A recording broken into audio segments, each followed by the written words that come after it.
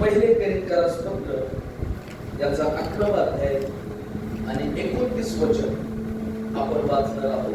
पहिले करिंथ 11:29. कारण प्रभूच्या शरीराचे मर्म ओळखल्याशिवाय जो खातो व पितो तो खाण्याने व पिण्याने आपणावर दंड उडवून घेतो. प्रभू करो हे वाचलेलं वचन तुमच्यासाठी माझ्यासाठी आशीर्वादच करो.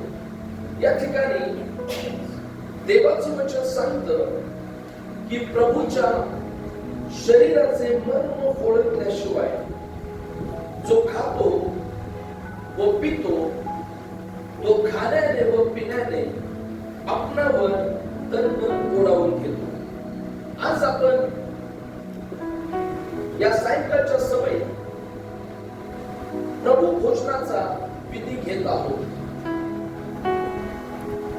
आणि देवाची या विधीद्वारे म्हणजे ज्या विधीत आपण सहभागी होतो ज्यामध्ये भाकर ही प्रभू येशू ख्रिस्ताच्या शरीराचं दर्शक आहे आणि जो द्राक्ष रसाचा प्याला आहे हा येशू ख्रिस्ताच्या रक्ताचं दर्शक आहे. तत्पूर्वी आपल्याला या विधीचं जे गांभीर्य आहे हा जो विधी आपण वर्षानुवर्ष ज्यामध्ये सहभागी होत आहोत या विधीमध्ये आपण सहभागी होत असताना देवाची आपल्यासाठी काय योजना आहे आणि देवाची आपल्याद्वारे काय योजना आहे हे आपल्याला समजावून घेणं अतिशय गरजेचं आहे. जर याच अध्यायात आम्ही पाहिलं 23 वचन सांगतं देवाचा सेवक पौल असं म्हणतो जे मला प्रभू पासून मिळाले तेच मी तुम्हाला सांगितले आहे की ज्या रात्री प्रभू येशू ख्रिस्ताला धरून देण्यात आले त्या रात्री त्याने भाकर घेतली आणि आभार मानून ती मोडली आणि म्हटले घ्या खा हे माझे शरीर तुमच्यासाठी मोडलेले असे आहे माझ्या स्मरणार्थ हे करा. मग भोजन झाल्यावर त्याने प्याला घेऊन तसेच केले आणि म्हटले हा प्याला माझ्या रक्ताने झालेला नवा करार आहे. जितक्यांदा तुम्ही हा पिता तितक्यांदा माझ्या स्मरणार्थ हे करा. कारण जितक्यांदा तुम्ही ही भाकर खाता व हा प्याला पिता तितक्यांदा तुम्ही प्रभूच्या मरणाची तो येईपर्यंत घोषणा करता. हालेलुया. ज्या रात्री येशूला धरून देण्यात आले त्या रात्रीकडे आपण थोडा वेळ जाऊया. मत्ती शुभवर्तमान 26वा अध्याय 26 ते 28 वचन. मत्ती 26 ते 28. मग ते भोजन करत असताना येशूने भाकरी घेतली व आशीर्वाद देऊन ती मोडली आणि शिष्यांना देऊन म्हटले घ्या खा हे माझे शरीर आहे. आणि त्याने प्याला घेतला व उद्गार स्तुती करून तो त्यास दिला व म्हटले तुम्ही सर्व ह्यातून प्या हे माझे नव्या कराराचे रक्त आहे हे पापांची क्षमा होण्यासाठी पुष्कळाकरता ओतले जात आहे. हालेलुया. ज्या रात्री येशूला धरून देण्यात आला आता ती रात्र कशाची रात्र होती हे आपल्याला समजावून घेणं अतिशय गरजेचं आहे. जर आम्ही या मत्ती शुभवर्तमानाचा 26वा अध्याय आणि 17 आणि 18 वचन वाचलं तर तिथे आपल्याला पाहायला मिळतं की ती रात्र ती जी वेळ जे शेवटलं भोजन येशू ख्रिस्ताने आपल्या शिष्यांबरोबर घेतलं त्या भोजनाची वेळ एका विशिष्ट सणाची वेळ होती. काय होती ती? 17-18 वचन वाचा. नंतर बेखमीर भाकरीच्या सणाच्या पहिल्या दिवशी शिष्य येशूकडे येऊन म्हणाले आपणा करता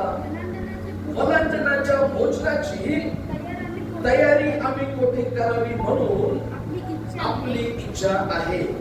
त्याने म्हटले, नगरात अमुक एका माणसाकडे जाऊन त्याला सांगा की गुरुजी म्हणतात माझी वेळ जवळ आली आहे. मी आपल्या शिष्यांसह तुमच्या येथे वलांडन सण साजरा करतो. हालेलुया. 4 रात्री येशूला धरून देण्यात आलं.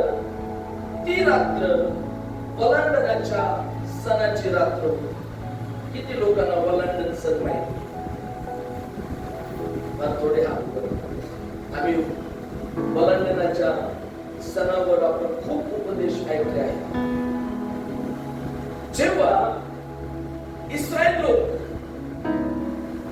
मिस्र देशामध्ये दास्य करत होते, गुलामगिरी करत होते, तेव्हा देवाने त्याचा सेवक मोशेला इस्रायल घराण्याच्या मुक्तीसाठी, इस्रायल वंशाच्या लोकांना सोडवण्यासाठी देवाने मोशेला पाचारण केलं. मोशेला देवाने मिस्र देशाचा जो राजा फारो याच्याकडे वारंवार पाठवलं आणि देवाने मोशेच्या द्वारे या फारो राजा समोर अनेक मोठे चमत्कार केले. परंतु देवाचं वचन सांगतं की तरीही फारोचं मन कठीण झालं आणि तो इस्रायल लोकांना जाऊ देईना. मग देवाने शेवटी मोशेच्या द्वारे मिस्र देशात 10 प्रकारच्या भयानक अशा पीडा पाठवल्या. मोशेच्या हाताची काठी होती. देव प्रत्येक वेळी सांगायचा ही काठी पुगार. आणि जेव्हा मोशे काठी पुगारायचा त्या पीडा त्या देशामध्ये येत होत्या. 9 प्रकारच्या पीडा मिस्र देशात आल्या. वेगवेगळ्या पीडा. ती प्रत्येक पीडा आली की मिस्र देशाचा राजा फारो भयभीत व्हायचा. तो इस्रायल लोकांना मोशेला याचना करायचा आणि पुन्हा त्याचं मन कठीण व्हायचं. पण जेव्हा देवाने सांगितलं की आता या मिस्र देशात मी 10वी पीडा पाठवित आहे.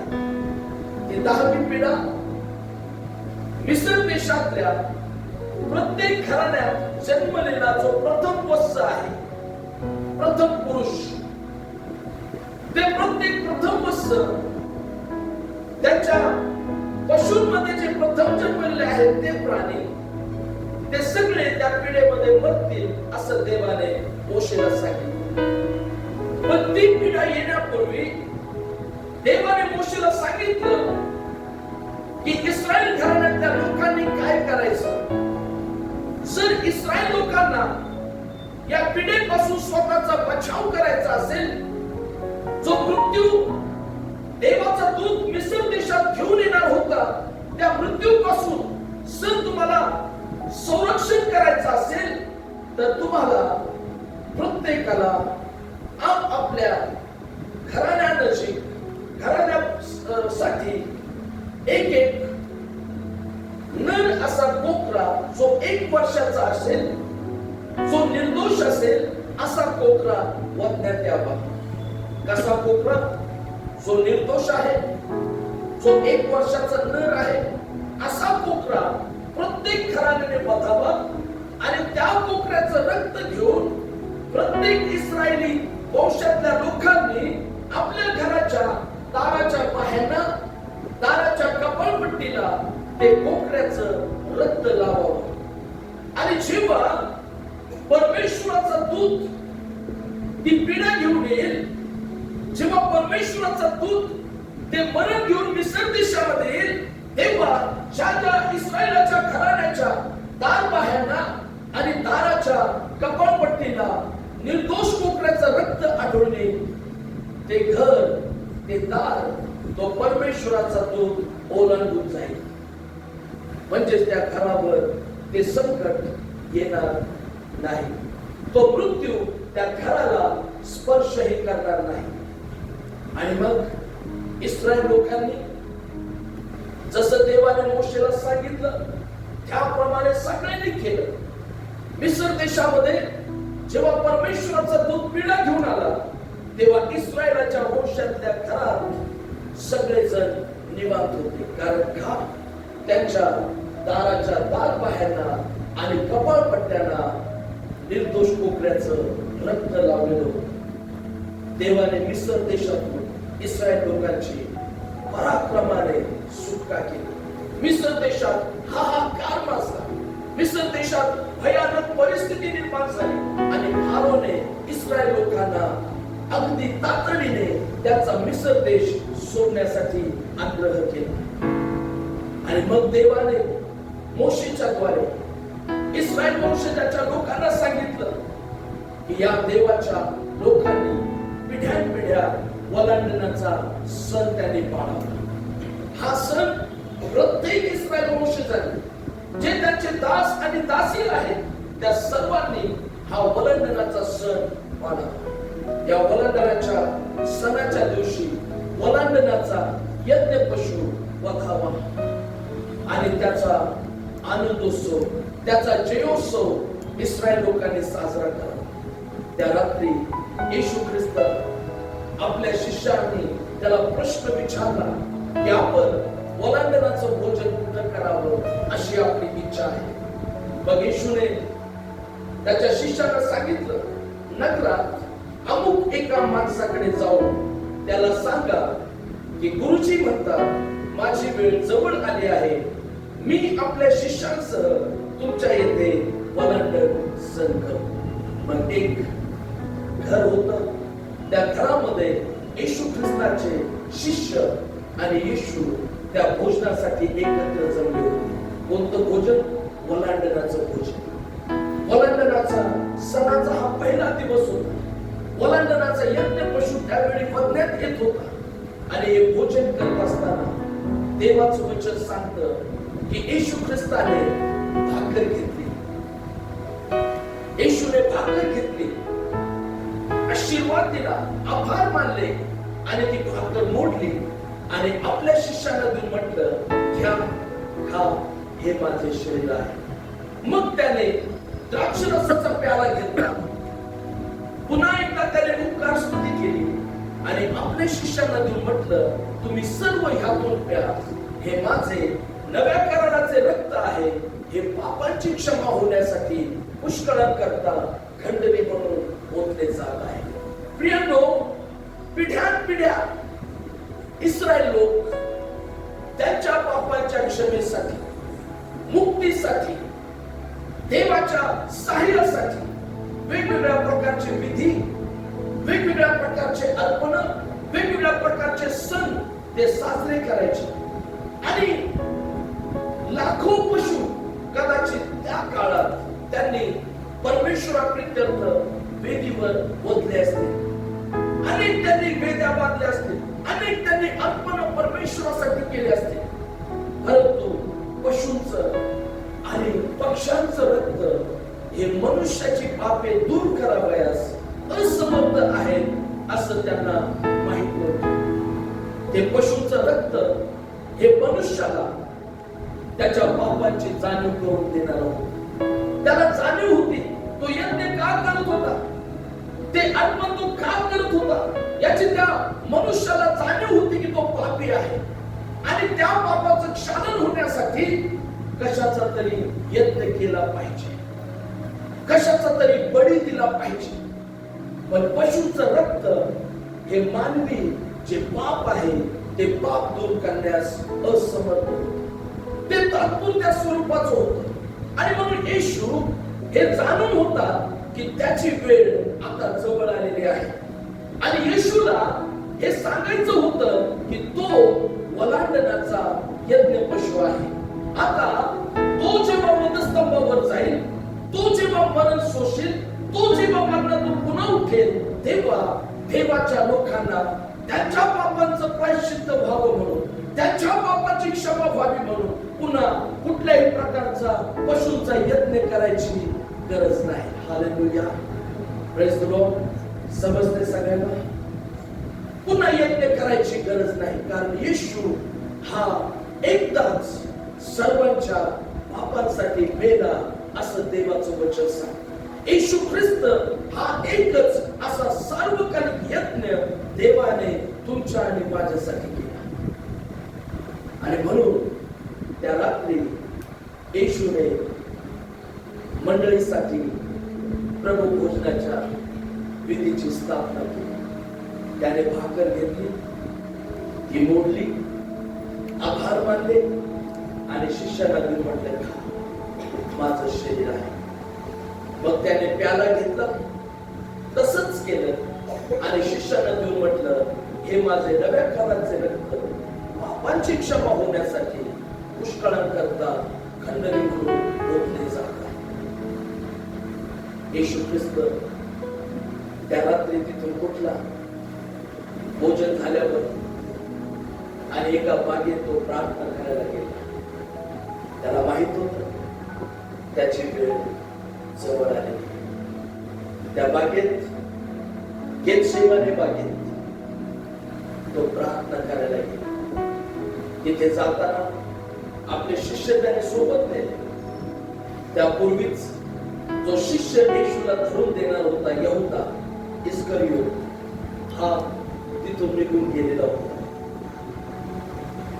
तर बाकीचे 11 शिष्य येशू बरोबर त्या बागेत होते. येशूने पेत्र, याकोब आणि योहान यांना आपल्या सोबत घेतलं आणि पुढे जाऊन तो प्रार्थना करू लागला.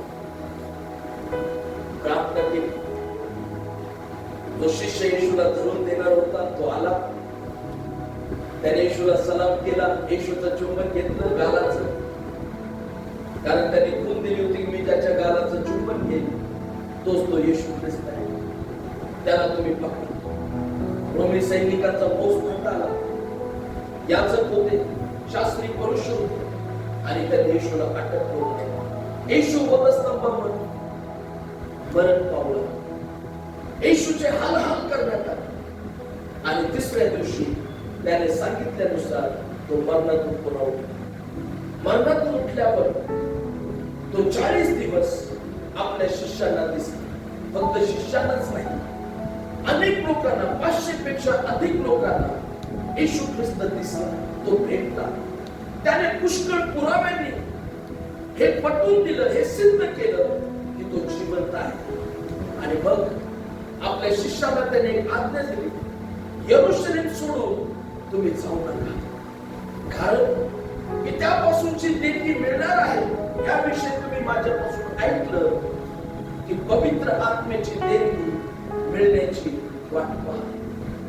येशूचं स्वर्गारोहण झालं आणि मग हे सगळे शिष्य एका माडीवरच्या खोलीमध्ये जे अभिवचन येशूने दिलं होतं, पवित्र आत्मा मिळण्याचं, ते अभिवचन पूर्ण होण्याची ते वाट पाहू लागले. ते प्रार्थना करू लागले. त्या माडीवरच्या खोलीमध्ये जवळपास 120 लोकांचा समुदाय एकत्र जमून एक मनाचे होऊन एक चित्ताने ते प्रार्थना करत होते. आणि त्या रात्री तो पेंटेकॉस्टचा दिवस होता. पेंटेकॉस्ट म्हणजे 50वा दिवस. त्या रात्री देवाने आकाश कपाटे उघडली आणि पवित्र आत्म्याचा वर्षाव त्या सर्व मंडळीवर केला. कारण योएल संदेष्टाच्याद्वारे देवाने सांगितलं होतं की शेवटच्या दिवसात, त्या दिवसांमध्ये मी माझ्या सर्व मनुष्य मात्रावर माझ्या आत्म्याचा वर्षाव करेन. देवाचं वचन पूर्ण झालं.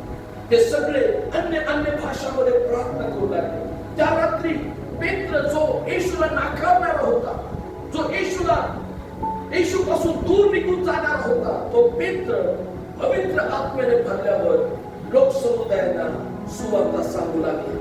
आणि त्या रात्री मंडळी 3000 पेक्षा अधिक लोकांची भर पडली आणि तिथं पहिली मंडळी अस्तित्वात आली. या मंडळीमध्ये रोज तारण पावलेल्या लोकांची भर पडू लागली. मंडळी रोज वाढत जाऊ लागली. मंडळी चिन्ह चमत्कार घडू लागले. आणि प्रेषित 2:42 मध्ये असं म्हटलं, ते प्रेषितांच्या शिक्षणात, सहवासात, भाकर मोडण्यात, प्रार्थना करण्यात तत्पर असतात. मंडळीचा हा दैनंदिन जीवित क्रम आहे. आणि देवाचं वचन सांगतो. कालांतराने मंडळीचा छळ झाला, मंडळी ठिकठिकाणी पांगली आणि मंडळी पांगलेली असतानाही देवाची मंडळी वाढू लागली, गावोगावी मंडळी वाढू लागली, देशोदेशी मंडळी वाढू लागली. देवाचं वचन ठिकठिकाणी जाऊ लागलं आणि लोकांचं तारण होऊ लागलं. आणि त्या तारण पावलेल्या लोकांमध्ये एक होता देवाचा सेवक पौल, जो एकेकाळी ख्रिस्ताच्या मंडळीचा छळ करणार, ख्रिस्ताच्या मंडळीतल्या लोकांना तुरुंगात टाकणार, ख्रिस्ताच्या लोकांना मारणारा असा शौल जो नंतर पौल झाला. त्या पौलाने करीत या ठिकाणच्या मंडळीला हे पत्र लिहिलं आणि तो मंडळीला सांगत आहे की प्रभूच्या शरीराचं मर्म ओळखल्याशिवाय, हालेलुया, तो काय म्हणतो, प्रभूच्या शरीराचं मर्म ओळखल्याशिवाय जो कोणी खातो व जो कोणी पितो तो प्रभूचे शरीर व प्रभूचे रक्त या संबंधाने दोषी होतो. कधीच येशूला भेटला नव्हता. जसे 12 शिष्य येशू बरोबर होते तसा पौल कधीच येशू बरोबर नव्हता. तो कट्टर यहुदी होता, यहुदी मतानुसार चालणारा, तो मोशेचं नियमशास्त्र काटेकोरपणे पाळणारा असा ख्रिस्त विरोधक होता. जेव्हा त्याचं तारण झालं तेव्हा हा शौल, ज्याला नंतर पौल असं म्हणण्यात आलं, तो म्हणतो की मला प्रभू पासून जे मिळालं, मला जे प्रभूने प्रकटीकरण दिलं, मला जे प्रभूने समजावून सांगितलं आत्म्यामध्ये, तेच मी तुम्हाला सांगत आहे. आणि मग तो म्हणतो की प्रभूच्या शरीराचं मर्म ओळखल्याशिवाय. आज माझा विषय आहे प्रभू भोजनाचं मर्म कशात आहे. आम्ही वर्षानुवर्ष चर्चला येतो. काही लोक म्हणतात आम्ही पिढ्यानपिढ्याचे ख्रिस्ती आहोत. काही लोक म्हणतात आम्ही 40 वर्षांपासून ख्रिस्ती आहोत, आम्ही 20 वर्षांपासून ख्रिस्ती आहोत, आम्ही बाप्तिस्मा घेतलेला आहे, आमचं तारण झालेलं आहे, मला बायबलचं सगळं अमूल्य ज्ञान मला प्राप्त झालेलं आहे. बऱ्याच वेळेस देवाचे लोक जेव्हा प्रभू भोजन घेतात, त्याला प्रभू भोजनात काय मर्म आहे, त्यामध्ये देवाचा हेतू काय आहे, त्यामध्ये देवाची योजना काय आहे, त्याद्वारे देवाचा आमच्यासाठी संकल्प काय आहे, हे कधीच आम्ही समजावून घेत नाही. प्रभू भोजन हा विधी पवित्र विधी आहे. प्रभू भोजन हा विधी असा साधारणपणे घेण्याचा विधी नाही.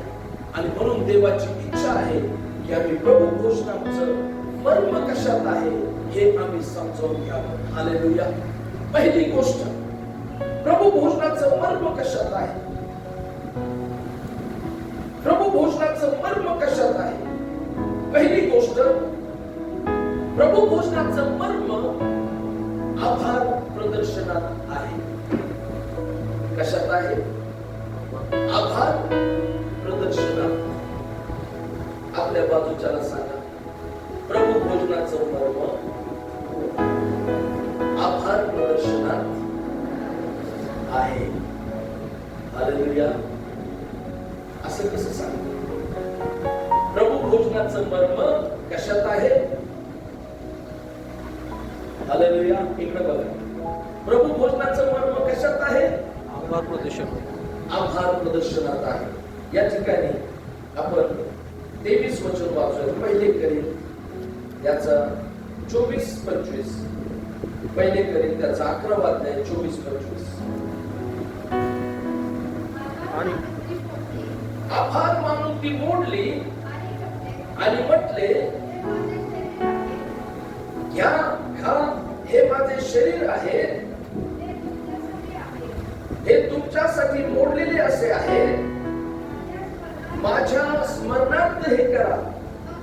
मग भोजन झाल्यावर त्याने प्याला घेऊन तसेच केले आणि म्हटले, हा प्याला माझ्या रक्ताने झालेला नवा करार आहे. जितक्यांदा तुम्ही हा पिता तितक्यांदा माझ्या स्मरणार्थ हे करा. शास्त्र सांगतं की त्याने भाकर घेतली आणि काय केलं? येशूने भाकर घेतली आणि काय केलं? आभार मानून ती मोडली. Praise the Lord. थोडंसं आता परत आपण मत्ते 26 मध्ये येऊया.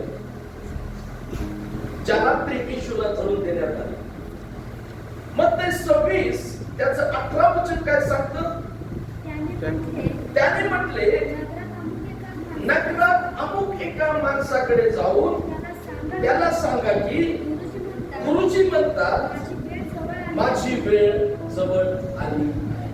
Praise the Lord. येशूने काय सांगितलं? अमुक अमुक ठिकाणी घर आहे, तिथं तो घराचा धनी आहे, त्याला जाऊन सांगा की गुरुजी म्हणतात माझी वेळ जवळ आली आहे. म्हणजेच येशूला ती वेळ कशाची होती याची पूर्णपणे जाणीव होती.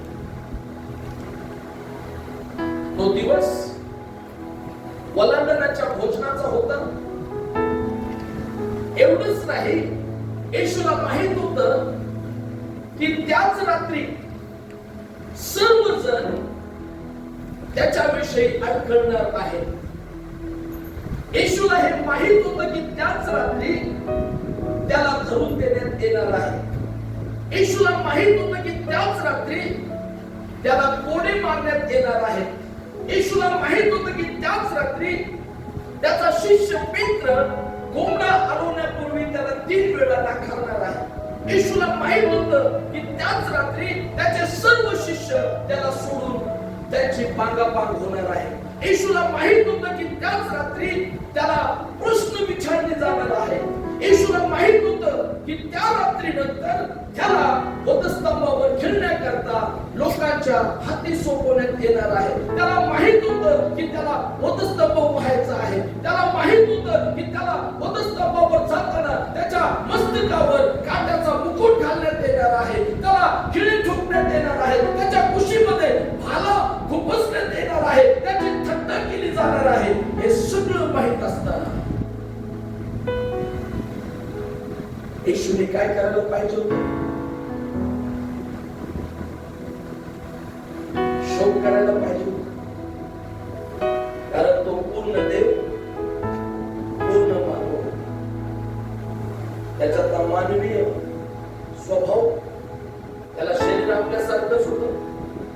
बायबल सांगतं त्याला तहान लागली. बायबल सांगतं त्याला झोप लागली. बायबल सांगतं त्याला भूक लागली. बरोबर आहे. बायबल सांगतं त्याचा घाम गळाला, तो रक्ताच्या थेंबासारखा गळाला. म्हणजेच तो पूर्ण मानवीय शरीरामध्ये. विचार करा, काही क्षणांनी त्याच्याबद्दल काय घडणार आहे याची त्याला कल्पना आहे. त्याला सगळी जाणीव आहे. आणि हे सगळं घडणार असताना येशू ख्रिस्त प्रभू भोजनाची स्थापना करताना काय करतो? भाकर घेतो आणि आभार मानतो. काय करतो? आभार. खरं तर त्याने शिष्यांच्या गळ्यात पडून रडायला पाहिजे होतं. आज आपली शेवटची मीटिंग आहे. याच्यानंतर आपण कधी भेटू आपल्याला माहित नाही. माझी सुटका व्हावी म्हणून प्रार्थना करा. मला माहित आहे काही तासांनी काय होणार आहे.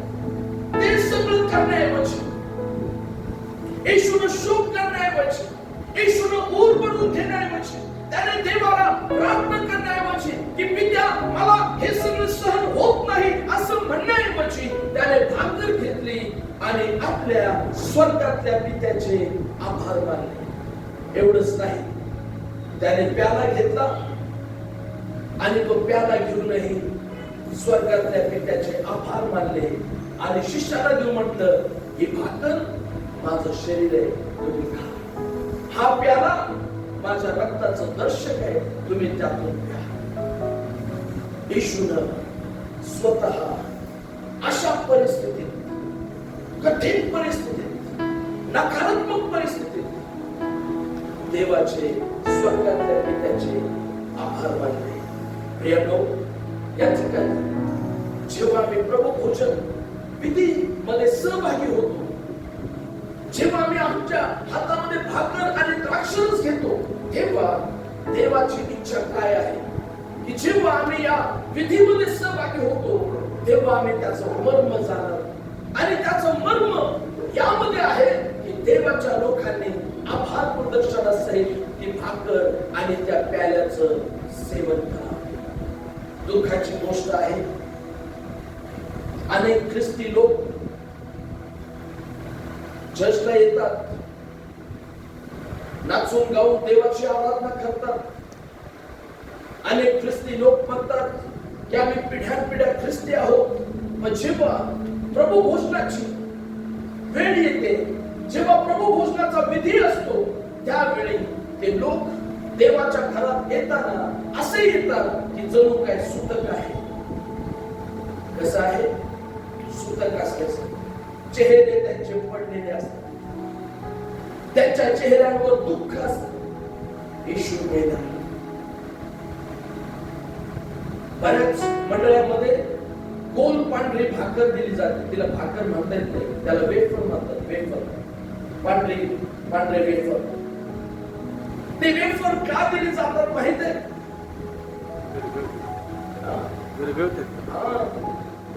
ते वेफर घ्यायचं, जिभेवर ठेवायचं, ठेवल्याबरोबर काही सेकंदात विरघळून जात. का? येशूच्या शरीराला त्रास होतो. आधीच बिचाऱ्याने इतकं सहन केलंय, इतकं सोसलं. काट्याचा मुकुट, हातात खिळे, पायात खिळे, पोटात भाला खूप बसलाय. त्याची थट्टा केली, त्याला नग्न अवस्थेत ठेवण्यात आलं. अजून किती येशूला त्रास द्यायचा? जेव्हा ख्रिस्ती लोक प्रभूच्या मेजामध्ये सहभागी होतात, जेव्हा प्रभू भोजनाच्या विधीमध्ये ते येतात, तेव्हा असं येतात जणू काय त्यांना खूप मोठं दुःख झालेलं आहे. पण येशूनं या विधीची स्थापना करतानाच त्याने आपल्या पुढे एक धडा ठेवलेला आहे, आपल्या पुढे एक उदाहरण ठेवलेलं आहे की आम्ही जेव्हा प्रभू भोजनाच्या विधीमध्ये सहभागी होतो तेव्हा आम्ही आभार प्रदर्शनासहित त्या विधीमध्ये सहभागी होतो. प्रभू पित्या, आम्ही तुला धन्यवाद देतो. खरं तर आम्ही पापी होतो, आम्ही त्या दंडास योग्य होतो, आम्ही मरणास पात्र होतो, आम्ही तुझ्या शिक्षेस पात्र होतो. पण तरीही तुझा पुत्र तू या जगात पाठवला. प्रभू, त्याच्या ठाई कोणताही दोष नव्हता. तो निर्दोष असा कोकरा तू आमच्यासाठी वधवायला दिला. आणि म्हणून आज आम्ही या विधीमध्ये सहभागी होत असतात ही भाकर, हा प्याला आमच्या हातात घेऊन आम्ही स्मरण करतो आणि आम्ही जाहीर करतो, आम्ही धन्यवाद देतो की येशू आमच्यासाठी नव्या कराराचा मध्यस्थ झाला आहे. हालेलुया.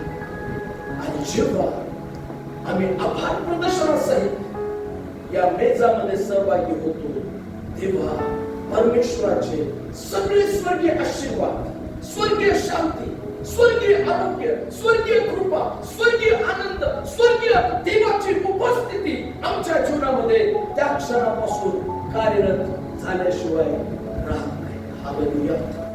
आभार प्रदर्शन हे आमच्या जीवनात आशीर्वादाची किल्ली आहे. Praise the Lord. आभार प्रदर्शन काय आहे?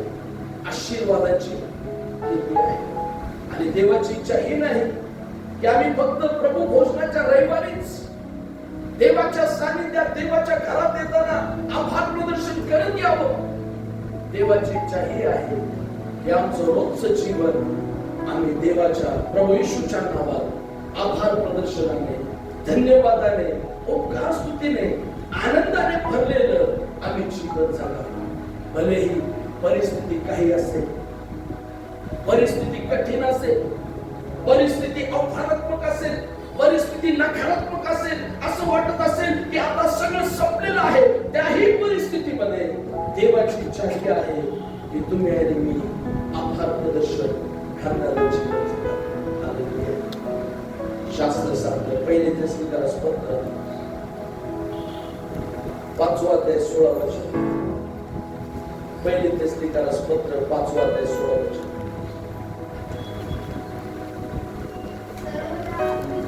काय असा सर्वदा काय असा सर्वदा आनंदी असा आनंदित. मला ते मराठी गाणं आठवतं. मला येते की मला माहित नाही.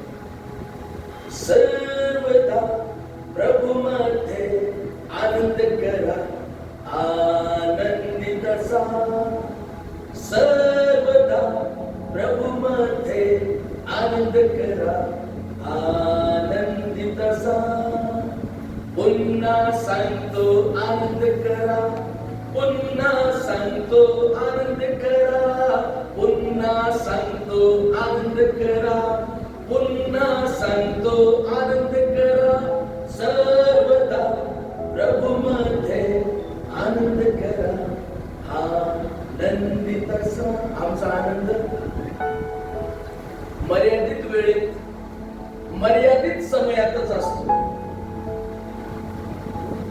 बाळ जन्माला आलं, घरात आनंद झाला. नोकरी लागली, घरात आनंद झाला. पगार वाढला, घरात आनंद झाला.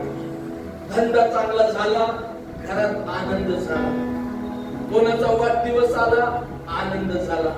सणसूद आला, आनंद झाला. त्यानंतर आमच्या जीवनात आनंद शोधत बसावा लागतो.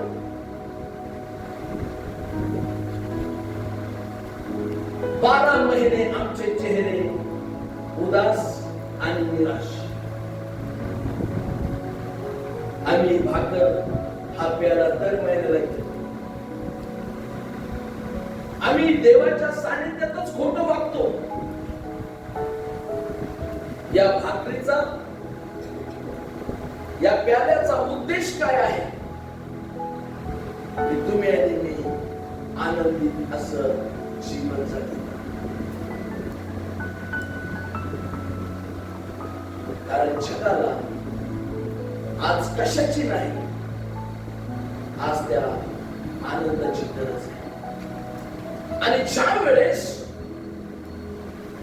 भले तुमची परिस्थिती काही असेल, ज्या वेळेस तुमच्या जीवनात संकट आहेत, तुमच्या जीवनात आजार आहे, तुमच्या जीवनात विरोध आहे, तुमच्या जीवनात छळ आहे, तुमची निंदा होत आहे, प्रभूच्या नावासाठी तुमच्या जीवनामध्ये तुम्हाला नाना प्रकारच्या हाल आणि अपेष्टांना सामोरे जावं लागत आहे. पण त्याही परिस्थितीमध्ये तुम्ही प्रभूमध्ये आनंद करीत आहात, तुम्ही उपकार स्मरण करीत आहात, तुम्ही आभार प्रदर्शनाचं भरलेलं असं जीवन तुम्ही प्रभूमध्ये जगत आहात. तेव्हा जगाला ही खात्री होते की खरोखर या लोकांच्या जीवनात इतक्या समस्या असताना,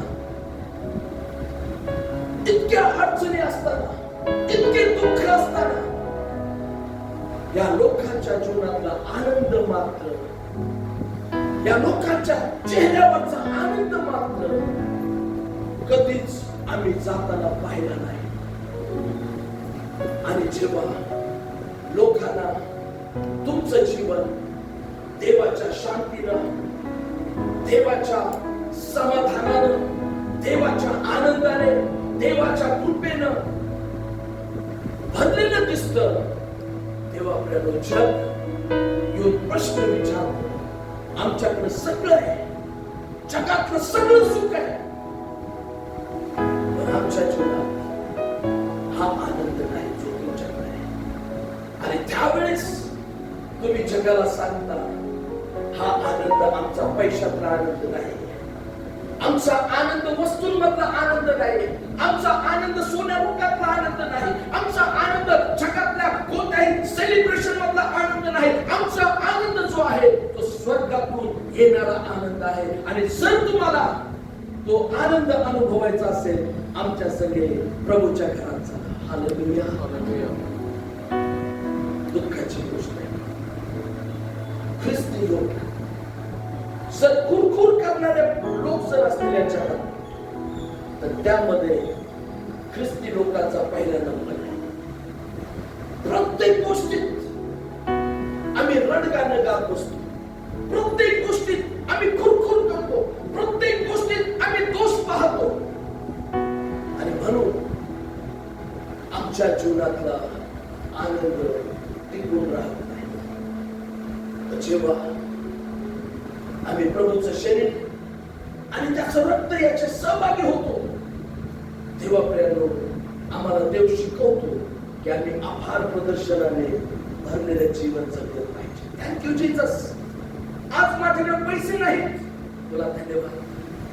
आज माझ्यावर संकट आलं, धन्यवाद. माझ्या जीवनात अडचणी आहेत, प्रभू तुला धन्यवाद. प्रभू माझ्या धाटात आज मला जे अपेक्षित भोजन पाहिजे होतं ते भोजन नाही, तरीही मी तुला धन्यवाद. प्रभू तुझ्या नावासाठी मला निंदा, छळ, अपमान सहन करावा लागतो, प्रभू मी तुला धन्यवाद. आणि जेव्हा आम्ही आभार प्रदर्शनाचं जीवन जगतो तेव्हा देव आमचं जीवन आशीर्वादित आशीर्वादित आशीर्वादित केल्याशिवाय राहत नाही. हालेलुया. शास्त्र सांग पहिले तेसलिकास पत्र 5 अध्याय 11. सर्व स्थितीत काय करा? उपकार स्तुती म्हणजेच आभार प्रदर्शन. सर्व स्थितीत उपकार स्तुती. कोणत्या स्थितीत? कोणत्या स्थितीत? सर्व. समजतंय ना? सर्व स्थितीमध्ये काय करा? उपकार स्तुती करा. उपकार स्तुती म्हणजे धन्यवाद. हे माझ्या जीवा परमेश्वराचा धन्यवाद. बस देवाला ते पाहिजे. इतर हृदयातून येणारी स्तुती, हृदयातून येणारा धन्यवाद, हृदयातून येणारा उपकार स्मरण, आभार प्रदर्शन हे देवाला आमच्या जीवनामध्ये पाहायचं. एका मुलाला खूप भुकेला होता. त्या मुलाला एका बाईने 1 ग्लास दूध दिलं. मी स्टोरी सांगितली, सांगत नाही सगळी. काय दिलं? फक्त 1 ग्लास दूध. तो मुलगा त्या बाईला म्हणतो थँक्यू थँक्यू, निघून जातो. पुढे कालांतराने तो मुलगा डॉक्टर होतो. आणि जेव्हा तीच बाई जिने त्याला त्यावेळेस दूध दिलं होतं, ती बाई त्याच्या दवाखान्यात सिरियस कंडिशन मध्ये ऍडमिट असते. त्या बाईचे उपचार होतो. तो तिला ओळखतो की ह्या बाईने मी त्यावेळेस शाळेत शिकत असताना मला दूध दिलं होतं. आणि जेव्हा त्या बाईला प्रश्न पडला माझं बिल कसं भरू, कोण माझं बिल भरेल, इतकं मोठं बिल कसं भरणार. आणि मग डॉक्टरच्या रूम मध्ये तिला इन्व्हिटेशन येतं की तुम्ही आतमध्ये भेटायला. तिचं बिल तिच्या हातात मिळतं. किती रुपये? किती रुपये बिल? 0. ती पाहते, आश्चर्य वाटतं, कसं काय शक्य आहे, माझं बिल 0 कसं काय. मग तो डॉक्टर सांगतो थँक्यू. त्याच्या खाली लिहिलेलं असतं thank you for the milk, glass of milk. म्हणजे 1 ग्लास तुम्ही दूध मला पाजलं होतं त्याबद्दलचं हे थँक्यू आहे. तुमचं सगळं बिल माफ. थँक्यू मध्ये खूप मोठं सामर्थ्य आहे. आभार प्रदर्शनात खूप मोठं सामर्थ्य आहे. आम्हाला देवाचे लोक म्हणून रोज उपकार स्तुती करणारं जीवन जगलं पाहिजे. पण आम्ही सकाळी उठल्यापासून रात्री झोपेपर्यंत रडगाणं गात बसतो. आम्ही गुरगुर करत बसतो. आम्ही नकारात्मक बोलत बसतो. आम्ही हाय हाय करत बसतो. आणि जेव्हा आम्ही गुरगुर करतो, जेव्हा आम्ही हाय हाय करतो, तेव्हा आमच्या जीवनात देवाचे शाप येतात. पहिले करीत वाचा, पहिले करीत 10.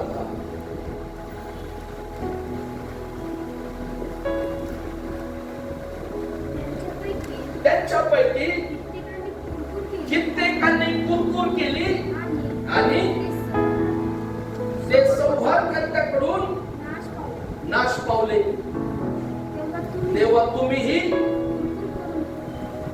तुमचा नाश होऊ नये म्हणून तुम्हीही कुरकुर करू नका.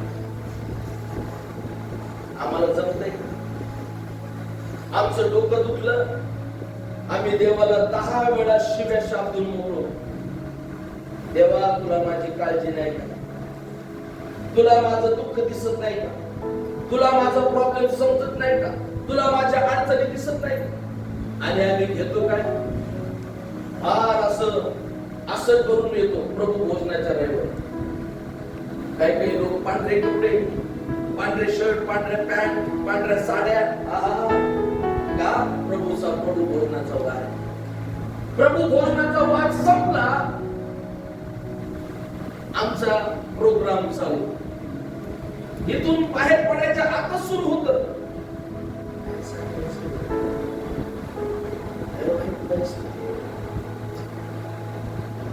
प्रार्थना करून करून अक्षरशः डोळे हातले, काय फरक नाही. आम्ही जे बोलतो तो प्रत्येक शब्द परमेश्वर ऐकतो. शास्त्र सांगतं त्यांनी रानामध्ये कुरकुर केली म्हणून एक सगळी पिढी त्या रानामध्ये मरण पावली. आणि म्हणून पौल म्हणतो, म्हणून तुम्ही पण लक्षात ठेवा, कुरकुर करू नका. आज या मेजामध्ये सहभागी होत असताना त्याला समर्पण करा की देवा, मला माझ्या बळाने अशक्य आहे, पण जेव्हा मी मेजात सहभागी होईल, मी त्या शास्त्री आणि पुरुषी लोकांसारखं, अति धार्मिक लोकांसारखं लालमुख चेहऱ्यानं तुझ्या सानिध्यात येणार नाही, तर मी आभार प्रदर्शन करत या मेजातून. पहिली गोष्ट. दुसरी गोष्ट, प्रभू, मी आजपासून मी माझ्या दैनंदिन जीवनामध्ये हर एक परिस्थितीमध्ये उपकार स्तुती करणारं जीवन जगेन. मी आनंदाने राहील, मी समाधानाने राहील. आणि माझ्या प्रियानो, पहा, तुम्ही हे जीवन 1 महिना जगा. किती? फक्त 1 महिना. 1 महिन्यानंतर तुम्ही बरे होता की नाही पहा. 1 महिन्यानंतर तुम्ही आशीर्वादित होता की नाही पहा. 1 महिन्यानंतर तुम्ही चिर तरुण दिसायला लागता की नाही हे पहा. कसे दिसू लागला? तरुण दिसू लागला. का दिसू लागला? कारण तुम्ही प्रभूमध्ये आनंद करता. काय करता? आनंद.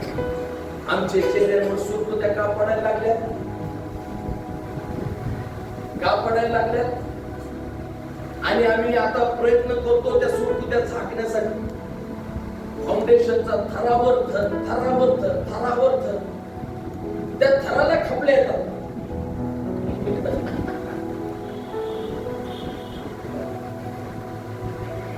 असं नाही की लेडीज लोक फाउंडेशन लावतात, आजकाल पुरुष पण लावायला लागले. एका ठिकाणी कुठेतरी मी पाहिलं, तो माणूस वयस्कर होता आणि म्हटलं, पालखीबाई माणूस काय हँडसम दिसत आहे. पालखीबाई म्हणतात, अहो त्यांनी फाउंडेशन लावलेले काढायचं. म्हटलं, पुरुषांचं असते असं? म्हणजे हा, तुम्हाला लावायचं एक म्हटलं. अजिबात नाही. कारण प्रभूचा आनंद आमची ताकद. कोणीतरी म्हटलं, रोज हसलं पाहिजे. सायन्स सांगतो बरं, सायन्स रोज हसलं पाहिजे. हसल्याने आपलं आयुष्य 5 वर्षांनी वाटतं. आम्हाला हसा म्हटलं तर असं वाटतं कधी कधी जाऊन असे तिथून धरावं, तुम्हाला हसवावं असं ओढून.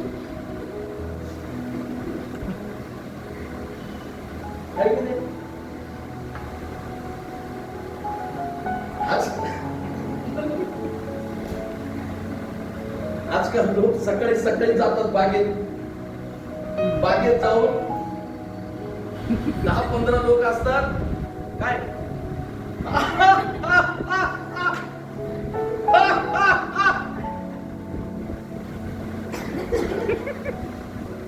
बरोबर ना? ते असले हसत असतात का? अजिबात नाही. जेव्हा आम्ही परमेश्वराकडे पाहतो, जेव्हा आम्ही येशूकडे पाहतो, त्याचा त्याग, त्याचा आनंद, बायबल सांगतं, लज्जत तुच्छ मानून त्याने वधस्तंभ सहन केला, कारण जो आनंद त्याने आनंदाने सहन केला. आपल्याला थोडं जरी संकट आलं, आपलं सुरू होतं. थोडा जरी प्रॉब्लेम आला, सुरू झालं. काय लोकांचं तर गणित पैसा संकट जास्त आहे. पैसे नाही, पैसे संपले की ते बेचैन झालेच.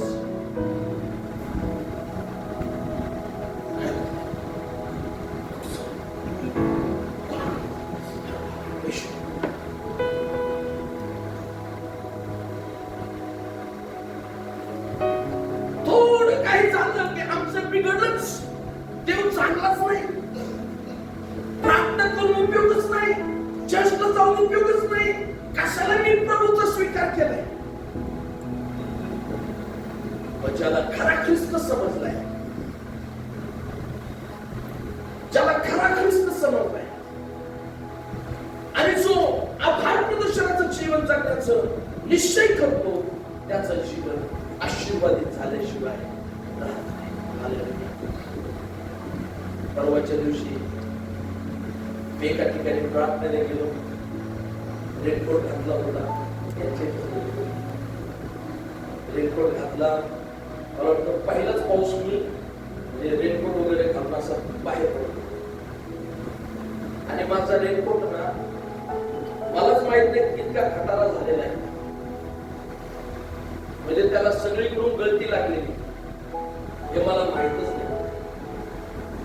आणि मग मी मला वाटतं शुक्रवारी यांच्या घरी पण गेलो.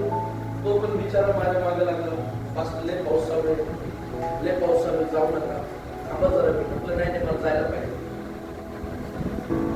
मी कॉन्फिडंट एकदम पूर्ण भिजलो त्या रेनकोट मध्ये. आत पूर्ण पाणी आत चाललंय. आणि मग ह्यांच्या घरी गेलो. गेल्याच ब्रदर मला म्हटले, हो पास्टर तुम्ही आता कशाला आले? एवढ्या पावसात यायची काही गरज नव्हती, तुम्ही किती भिजला? असं थोडे गेले रागाने बोलायला. त्यांच्या नवऱ्याचं सर होतं. मग मी त्यांना काय उत्तर दिलं? काय घेऊ प्रार्थना. माझं उत्तर काय होतं? ब्रदर, मी प्रभूसाठी. कोणासाठी आलो? बरोबर ना शब्द? मी प्रभूसाठी आलो. चला आपण प्रार्थना करू आणि देवाची स्तुती आणि देवाला धन्यवाद देतो. एवढ्या पावसात त्या सायंकाळची, त्या रात्रीची प्रार्थना देवाने खूप आशीर्वाद दिला. जोरात पावसाचा आवाज होता. माझा आवाज म्हणजे त्या पावसाच्या आवाजाच्या वर मी वाढवलं होतं. आणि मला वाटतं तो उपदेश 10 घरात तरी लोकांनी ऐकला असेल. कारण त्या रात्री देव आमच्याशी बोलला की तुम्ही मिसर देशात दास राहू नये म्हणून मी तुम्हाला बाहेर. हालेलुया. मला सांगायचं काय की प्रभूमध्ये आनंद करायला शिका. हालेलुया. हे बाबा